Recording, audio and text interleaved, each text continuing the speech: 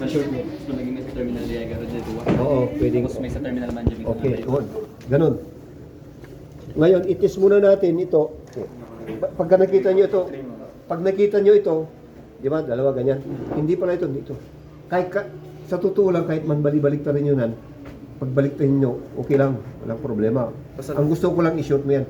Kasi 2 terminals ang shortcut nito, walang tatlo, walang delikado dyan. Oh, alam mo nababasa nyo, ilang K yan? Ilang K? Naka-K ako, 1K. Times 10, ilan?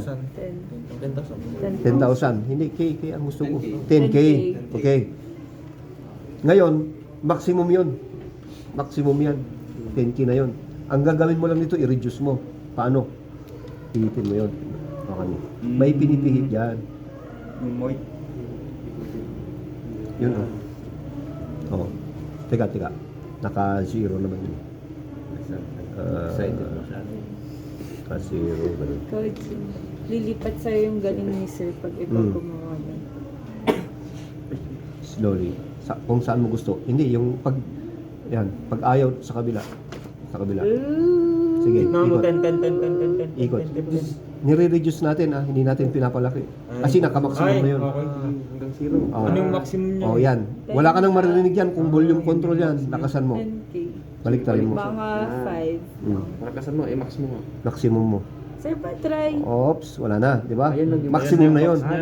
Kaya Sa 10 pag sukatin natin ito, Sir, maximum patay. yun. Pag sukatin natin ito, yun ang i-short mo pala, yun. Kahit naman baliktar mo kung gusto mo yung ang i-short mo naman dito, pwede rin, di ba? Dapat makuha mo yun. Malakasan. Kahit anong ikot mo diyan, ihanap mo kung saan mo gusto. Saan siya iikot. Kita nyo? Okay. Oh, Sir, anong baliktarin mo, component? mag-reduce, no? Anong component yan, sir? Trimmer resistor. Anong pagkakaiba dito? Wala. Nag-a-adjust lang ang value niya. Okay?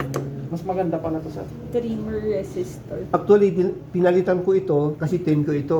Pinalitan ko ng 10K na resistor. Pwede naman, gumana. Kasi anong pagkakaiba, di ba? Ang purpose lang nito para gusto mong i-control yung resistance niya. Sinubukan ko pwede, pero hindi na sensitive. Pababayin, pataas. Kailangan takpan mo talaga para mag-ano siya. Sir, paano mo malalaman kung alin Kung yung sira. itetest? Kung sira, ay, pang ititest mo kahit alin dyan. Basta dalawang ang dalawang paa diyan magkadikit. Yan, pwede diyan. Hindi dito gaganyan. Naka-zero na yan eh. Ang pwedeng pagdikitin mo yung yon saka ito. nasa taas tapos Oo. Ganon din pag ikakabit nyo Patingin sir. Tapos sandali. Tapos ganon ko pa. Ganon ko. Pwede yon, pwede rin yon. Combination. Walang problema. Ibig sabihin nun, hindi complicated pag gano'n. Hindi mag-complicate. Ang advice nyo sir lagi, ito munang dalawa. Hindi. Yung magkasama. Sa experiment, yung iba naman kasi ginagawa, ito na lang. Pero nakapix na yon. Kahit anong pihit mo, hindi obra. Kasi nakapix yan. Ang mas magandang mag-adjust siya, pag ito yung i-combine mo, ito yung i-short mo. Kasi ang trimmer resistor, ganito lang, dalawang terminal yan. Opo. Dito lang kasi, para alam mo kung ibubulyo mo na ganyan o pa ganon. Opo. Pag ganyan ang combination mo, ganyan, Lalabas. naka-maximum na yan, di ba? Pwede bang ganon? O, naka-zero siya.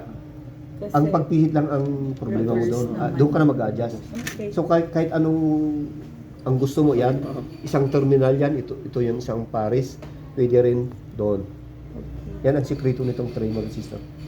Pag nakuha nyo na ito, ang isipin nyo isang ganito lang.